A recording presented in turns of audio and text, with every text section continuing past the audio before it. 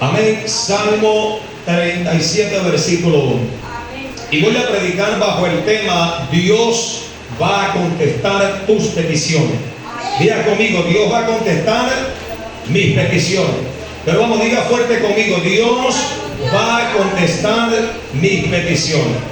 Y leemos la palabra del Señor en el nombre del Padre, del Hijo y del Espíritu Santo. Dice la Biblia: no te impacientes a causa de los malignos, ni tengas envidia de los que hacen iniquidad, porque como hierba serán pronto cortados, y como la hierba verde se secarán. Confía en Jehová y haz el bien, y habitarás en la tierra, y te apacentarás de la verdad. Luego dice el 4: deleítate a sí mismo en Jehová, y Él concederá las peticiones de tu corazón. Vamos a orar.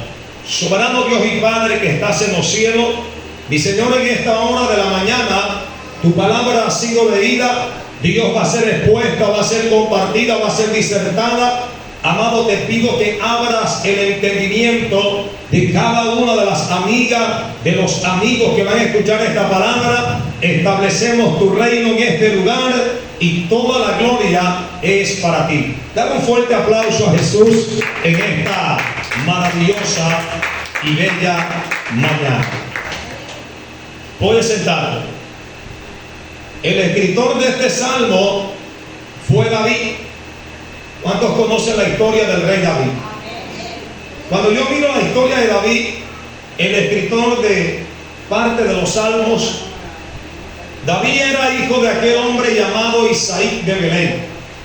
La Biblia enseña que David, su labor era pastorear ovejas. Escuche bien, dice la palabra del Señor en primera de Samuel, bendito sea la gloria de Dios vivo, capítulo 8, que Dios llama a un hombre para colocarlo como rey. Estamos hablando de Saúl. Saúl es proclamado el nuevo rey de Israel. ¿Por qué? Porque la Biblia enseña que el pueblo de Israel veía las otras naciones que tenían sus reyes, es decir, alguien que los gobernase, pero Israel era gobernado por el Dios de los cielos, y tenían, gloria al nombre del Señor, a Samuel como profeta. Pero ahora los ancianos de Israel se reúnen y le piden un rey como las demás naciones para que los gobernase. Bendito sea la gloria del Dios vivo. Sin embargo, el Señor Samuel les empieza a decir que tienen a Dios como rey, y que él, siendo profeta, le transmitía la palabra que Dios le regalaba. Es decir, en otras palabras, que le daba directriz al pueblo era el mismo Dios. Sin embargo, cuando el profeta consulta a Jehová, el Señor le dice: no te rehuses. Es más, ellos no te han desechado a ti, me han desechado a mí. Dales el rey. Y dice la palabra del Señor que Saúl, gloria al nombre del Señor, al padre de Saúl se le pierden unas asnas. Saúl empieza a buscar las asnas, va con un criado. Esa historia la va a encontrar en 1 de Samuel capítulo 8. Luego la Biblia dice que cuando Saúl es ungido como rey, el Espíritu de Dios estaba con Saúl. Y Saúl, cada vez que iba a la batalla, Saúl conquistaba, porque Dios estaba con él. Pero ¿dónde vemos, gloria al nombre del Señor, la caída de Saúl? ¿Dónde vemos que Saúl es desechado por Dios? En 1 de Samuel capítulo 15. La Biblia enseña que Dios le habla al profeta, gloria al nombre del Señor, Samuel, para transmitirle una palabra a Saúl: que vaya a los amalecitas, que vaya a Amalek y la sitia, esta ciudad, y destruya todo lo que hay en esta ciudad, que no deje nada, que todo tiene que ser destruido. El asunto es que cuando Saúl convoca al ejército, efectivamente sitian a Amalek, pero la Biblia dice que él tomó la vida del rey, la tomó, la perseveró y se la llevó para el campamento y parte del botín y del ganado. Ahora la Biblia enseña que Dios le revela al profeta Samuel lo que Saúl hizo. Cuando Samuel llega, Samuel le pregunta a Saúl: ¿qué fue lo que hiciste? ¿Qué pasa aquí? ¿Qué es ese bramido que yo escucho? Has deshonrado al Señor, has desobedecido. Dios se complace más en la obediencia que el sacrificio. Pero la Biblia dice que el rey Saúl se quiso excusar. Óigase bien, Pero sin embargo, dice la Biblia que Saúl había desobedecido la voz de Dios, fue desobediente y por esa razón Dios lo desechó.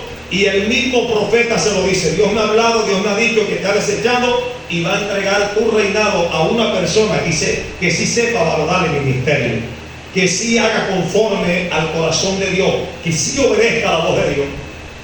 La Biblia dice que cuando el profeta le dio la palabra, le dio la espalda a Saúl, Saúl se la agarró de sus vestidos y le rasgó parte de sus vestidos. Entonces el profeta le dice a Saúl: así será quitado tu reinado. Por esa razón, en el capítulo 16, la Biblia dice que Saúl fue desechado y que el profeta Samuel lloraba amargamente a Saúl. Y la Biblia dice que Jehová le habla al profeta y le dice: ¿por qué lloras amargamente a Saúl si yo lo he desechado? Toma tu cuerno, llénalo de aceite y ves a Isaí de Belén, porque yo me he provisto de un nuevo rey. Y es aquí donde quiero empezar a predicar. La Biblia dice que el profeta Samuel obedeció la voz de Jehová su Dios, tomó el cuerno del aceite, tomó una vacada, gloria al nombre del Señor, o una vaca del rebaño, y se fue a Isaí de Belén. Cuando llegó a Isaí de Belén, la Biblia dice que el profeta vio a un hombre llamado Eliab. Eliab era uno de los soldados que tenía Saúl. Era hijo de Isaí y era un hombre grande, un hombre que tenía músculo, un hombre que cumplía las características según el profeta o algunos para ser nuevo rey de Israel. Pero cuando el profeta le dice a Jehová: Jehová, delante de ti está el nuevo rey, entonces el Señor le habla al profeta y le dice: no mires lo grande de su estatura, no mires el aparecer, porque Jehová no mira lo físico, Jehová mira lo que está dentro del corazón. Este no es el rey. La Biblia dice que después de Eliab hicieron pasar a Sala, a Abinadab y a otros hijos de Isaí, pero ninguno de ellos calificaba para ser el rey. Es por eso que la Biblia dice que el profeta le dijo: ¿no tienes otro hijo, Isaí, para poder hacer el sacrificio? Entonces Isaí dijo: yo tengo otro hijo, pero es un muchachito, es un niño, él se encuentra pastoreando el rebaño, está en el monte, se llama David, es mi hijo menor. Entonces el profeta le dijo: no nos vamos a sentar en la mesa a hacer el sacrificio hasta que lo mandes a buscar, hasta que él venga. La Biblia dice que mandaron a buscar a David, oígase bien, y cuando David iba llegando, todavía no había entrado a la casa, cuando Jehová le habló al profeta y le dijo: este es el nuevo rey, este es el que califica. Denle un fuerte aplauso al Señor en esta maravillosa y hermosa mañana. ¿Por qué le estoy contando toda esta historia, mis amados hermanos? Para que podamos entender el Salmo 37. Óigase bien, para entrar profundamente, para entrar en materia, no le voy a contar toda la historia, el tiempo apremia.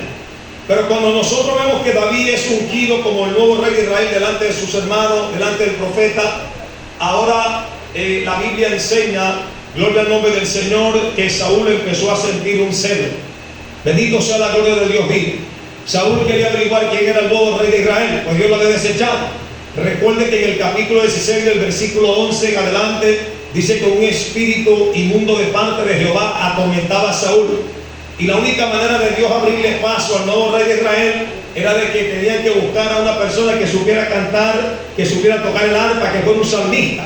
Y es allí donde uno de los que están allí del palacio le dice: yo conozco a uno que sabe tocar bien el arpa.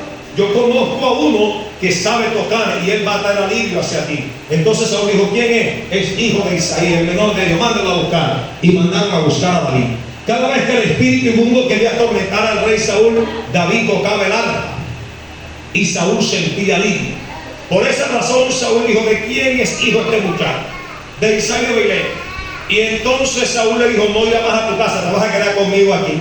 Pero era a propósito de Dios. Después que pasa todo esto, que Saúl y Jonathan son vencidos, Dios le abre espacio a David para proclamarlo como rey. Ahora David se proclama rey. David fue el mismo que venció al gigante. En 1 de Samuel capítulo 17 ahí se va a encontrar la historia de cómo David quitó los oprobio, porque había un gigante que estaba oprimiendo al pueblo de Israel. Nadie se atrevía a pelear con él. Esta historia la hemos comentado muchas veces acá, y yo creo que usted tiene conocimiento de la batalla que tuvo David con el gigante Goliat, que al final David lo venció con una onda, con unas cuantas piedras que pegó el arroyo y con el Espíritu de Dios. ¿Cuántos dicen amén? Que era lo primordial. Ahora, los salmos, ahora sí voy a entrar en materia. La mayoría de los salmos fueron escritos por David. Pero recuerde que ese mismo David que Dios honró, recuerde que ese mismo David a quien Dios le entregó la batalla y que Dios estaba con él, ese mismo David le falló al Señor. La Biblia dice que David tenía el corazón semejante o igual al de Dios, eso se dice. Era un hombre que tenía el Espíritu de Dios. Pero dice la Biblia que David entró en el confort. David entró en el facilismo, y ese es un gran problema cuando usted entra a la zona de confort, cuando usted se limita, cuando usted entra en el facilismo. David pensó que quizá lo había alcanzado a todo. Tengo el reinado, mi ejército, tengo concubinas, lo tengo todo. Dice la Biblia que se quedó en sus comodidades en el palacio, mientras que el pueblo se fue a la guerra a pelear con sus enemigos número uno, que eran los filisteos. Por esa razón el enemigo engañó a David. Por esa razón David le falló al Señor, porque David entró en la zona del confort, porque dice la Biblia que mientras él se encontraba en el tejado de su casa o en la terraza de su palacio, dice que al lado de su casa estaba la casa de Urías Eteo, y Urías Eteo era uno de los mejores soldados que él tenía, él se fue a la guerra, pero su mujer, que era bien hermosa, llamada Betsabé, dice que estaba en ese momento dándose una ducha, estaba allí, y dice que David la vio. Y David, su corazón se ensañó hacia ella, porque vio que tenía un cuerpo bien hermoso y se enamoró de ella. Ahora David manda a buscar a Betsabé y comete un pecado llamado el pecado de adulterio. El adulterio era condenado. Recuerde que la ley por Moisés estaba establecida que los adúlteros tenían que ser apedreados. Ahora David, siendo rey, comete este pecado. Pero David pensó que ese pecado iba a quedar oculto. La Biblia enseña que Dios le reveló al profeta Samuel lo sucedido. Al profeta Natán. A Natán, mi hermano. Natán, el profeta, Dios le revela, gloria al nombre del Señor, lo sucedido. Mire que le colocó una parábola. Era de costumbre que cuando el rey llegaba, el profeta llegaba al rey, al palacio, sabía que venía palabra de Jehová. En ese momento, cuando el profeta llegó, le dice: Señor, yo vengo a colocar un caso para que usted juzgue, porque el rey era el encargado de juzgar los asuntos del pueblo. Y el profeta le dice: lo que pasa es que vino un hombre extranjero, vino de lejos, extranjero. Aquel hombre tenía, gloria al nombre del Señor, hambre, por así decirlo, necesitaba comer algo. Entonces había un rico y había un pobre. El rico tenía numerosas corderas, pero el pobre solamente tenía una corderita. ¿Y qué pasó? Que el rico abusó del pobre, le quitó la corderita y se la dio a aquel extranjero. ¿Qué tiene que decir usted a este asunto, rey? La Biblia dice que David se coloca en pie y David dice: el tal tiene que pagar la cordera 4 veces y es digno de ser sacrificado. No es digno, es digno de ser sacrificado ese hombre. Entonces el profeta le dice: ese hombre eres tú.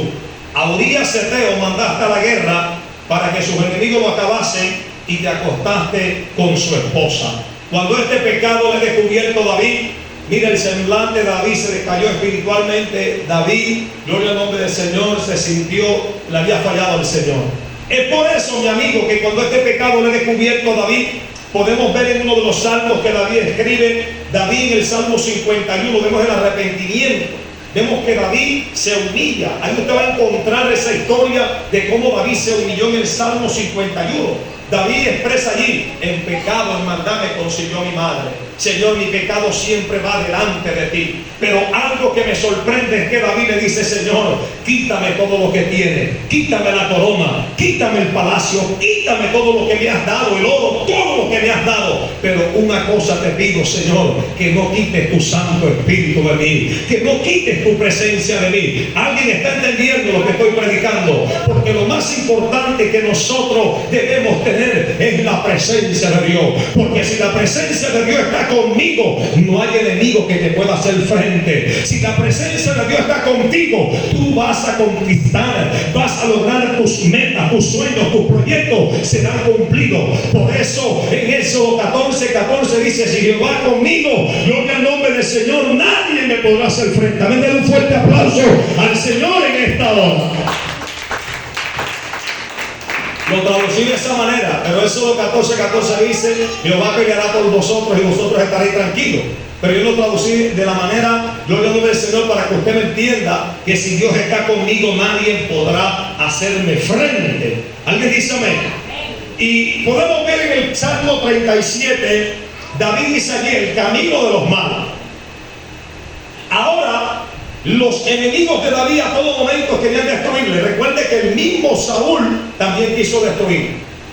Pero a pesar de todo esto, Dios lo guardó porque hubo un arrepentimiento.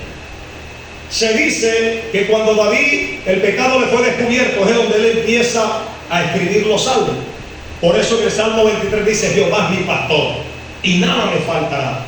En lugares de dedicados pastos me hará descansar, junto a aguas de reposo me pastoreará. Confortará mi alma, me guiará por senda de justicia por amor de su nombre. Aunque ande en valle de sombra de muerte, no temeré mal alguno. Tu vara y tu callado. Mire, hermano, qué hermoso salmo. Pero yo voy a entrar en materia. El Salmo 37, David lo escribe porque David siente que los malos, sus enemigos, quieren, gloria al nombre del Señor, destruirle. Pero algo que entendió David, que él estaba viendo que sus enemigos estaban prosperando, quizás en la guerra, quizás conquistaban, pero algo que entendió David, que él no tenía que ser impaciente. Él tenía que esperar en el tiempo de Dios. En otras palabras, lo que Dios nos está hablando en esta mañana es que nosotros tenemos que ser pacientes. Bendito sea la gloria de Dios. Y te lo voy a demostrar por la Biblia. La Biblia dice: no te impacientes a causa de los malignos, ni tengas envidia de los que hacen iniquidad. Luego dice la Biblia: porque como hierba serán pronto cortados y como la hierba verde se secarán. Tenemos que tener paciencia. Lo que Dios te ha prometido, Él te lo va a dar.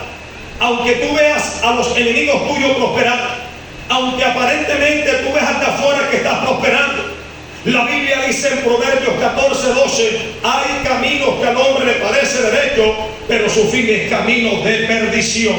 Pero si tú y yo sabemos esperar el tiempo de Dios, la Biblia dice: todo tiene su tiempo. Y yo me atrevo a decir que este año 2025 es el año en donde Dios te va a bendecir. Es el año en donde el tiempo de Dios ha llegado para tu vida. El Cairo de Dios ha llegado para tu vida. Escúchame bien, lo que Dios prometió, Él te lo va a dar. Pero no te impacientes. Muchas veces tomamos decisiones a la ligera, porque cuando la persona no sabe esperar el tiempo de Dios, muchas veces comete locura. Muchas veces, gloria al nombre del Señor, toman decisiones, hermano, las no adecuadas, que traen consecuencias para su vida.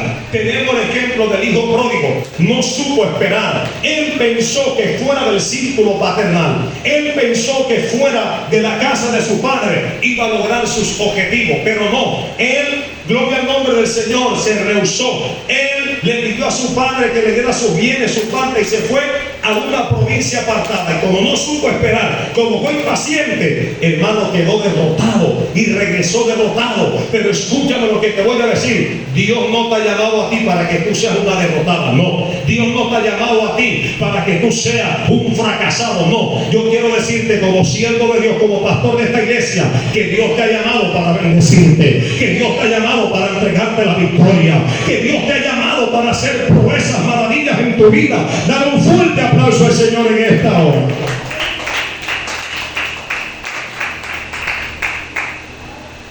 Pero tenemos que ser, ¿qué?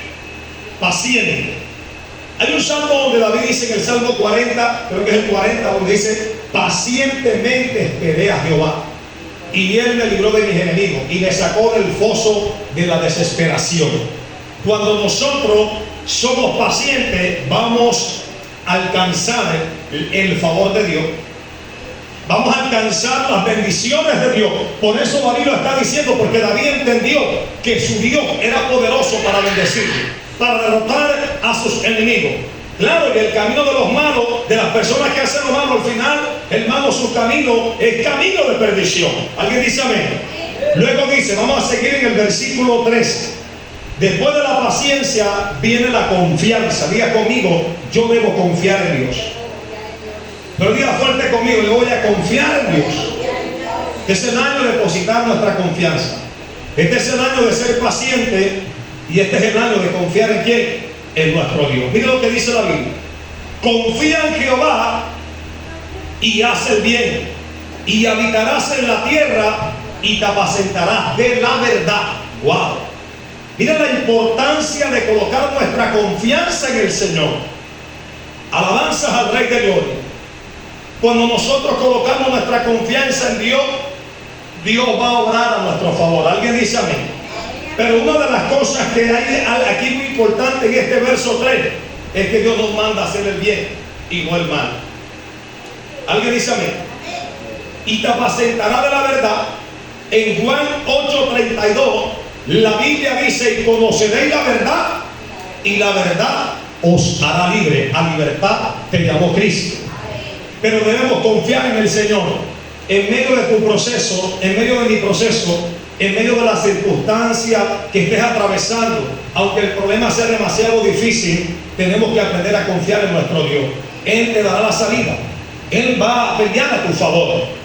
Necesitamos depositar nuestra confianza en Dios, pero muchas veces yo conozco hago un paréntesis, conozco muchas personas que primero consultar a Dios van y consultan al brujo, consultan al hombre, al hechicero, y ya en último es que pone su confianza en Dios.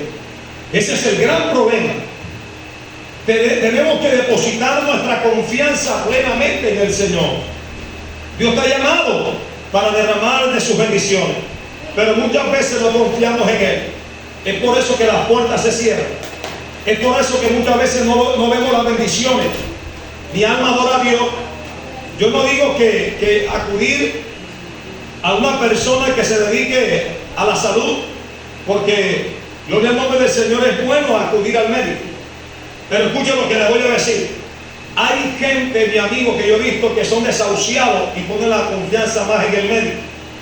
Pero yo te vengo a hablar, mi amigo, en esta mañana del médico por excelencia, a quien tú tienes que depositar tu confianza.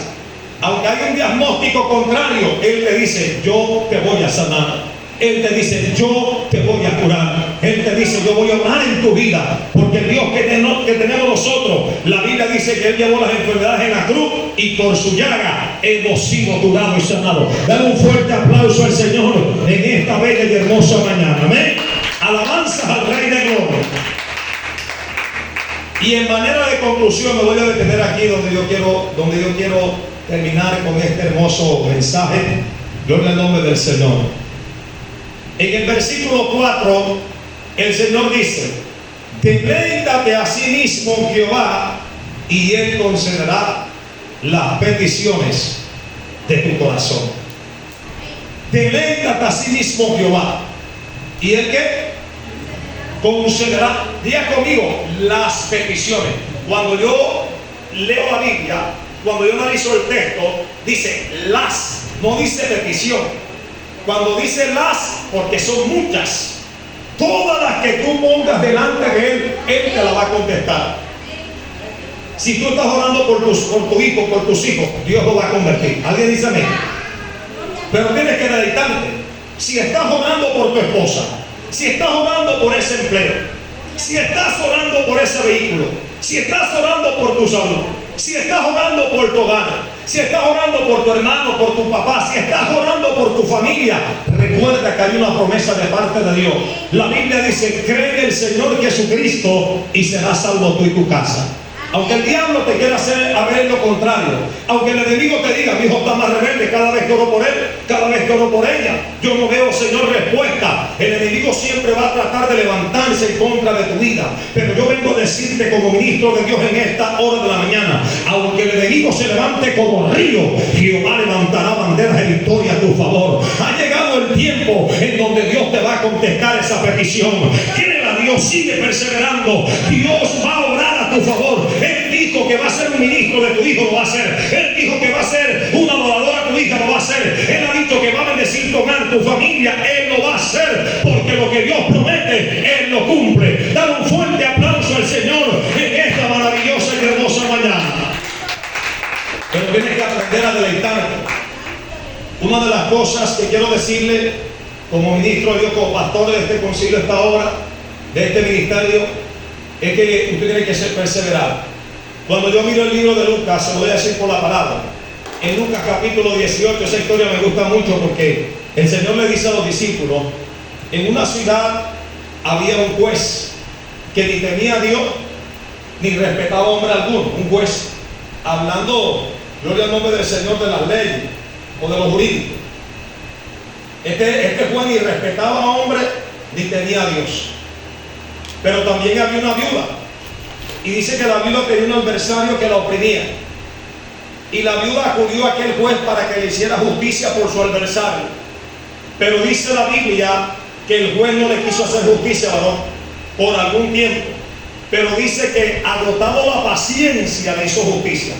En otras palabras, cada vez que la mujer le decía: mírame justicia, ese adversario me está oprimiendo.